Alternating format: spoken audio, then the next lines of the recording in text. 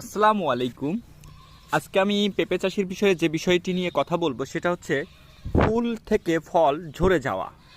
ফুল থেকে ফল ঝরে যাওয়া বা দুর্বল ফল তৈরি হয়, যে দেখেন এখানে একটা ফল ঝরে পড়ছে। এর মূলত কারণটা কি? এর মূলত কারণ অনেক সময় দেখা যায় যে গাছের গোড়ায় পর্যাপ্ত মাটি নাই। এই যে দেখেন শিকড় বের হয়ে যাচ্ছে, বৃষ্টির কারণে কিন্তু শিকড় বের হয়ে যাচ্ছে, যার কারণে এই শিকড়গুলা সঠিক খাদ্য নিতে পারছে না। এবং আপনার গাছের গোড়ার মাটিগুলি যদি অতিরিক্ত বালু মাটি হয়, মানে গাছের পুষ্টি কম থাকে, সেক্ষেত্রে কিন্তু ফুল ঝরে যেতে পারে। ফুল ঝরে যেতে পারে মানে ফুল ঝরে যাবে। গাছের গোড়ায় যদি আপনি সঠিক খাদ্যটা ঠিকমতো না দিয়ে থাকেন তাহলে আপনার ফুল ঝরে যাবে। আর একটা বিষয় হচ্ছে যে মানে গাছের যে গ্রোথ, মানে যে গ্রোথে গাছের ফুল ফল আসার কথা, এই যে দেখেন এই গাছটা কিন্তু খুব একটা এখনও বয়স হয় নাই, তার আগেই কিন্তু তার ফুল ফল চলে আসছে।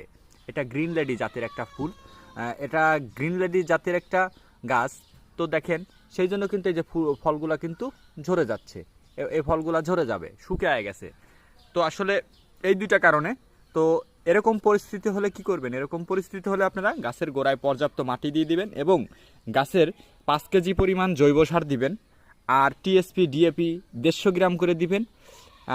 জিপসাম দিতে পারেন, ব্রোন দিবেন। এইগুলো দিলে পরে আপনি কিন্তু গাছের আবার কিন্তু আপনার গাছ খুব দ্রুত ইমার্জেন্সি দিয়ে দিবেন, যাতে করে খুব দ্রুত ডিএপিটা বেশি দিবেন, যাতে করে দ্রুত পুষ্টিটা খেয়ে গাছটা আপনার ফলটা আর ঝরে পড়বে না। ধন্যবাদ, আজকের মতো এ পর্যন্তই। আসসালামু আলাইকুম।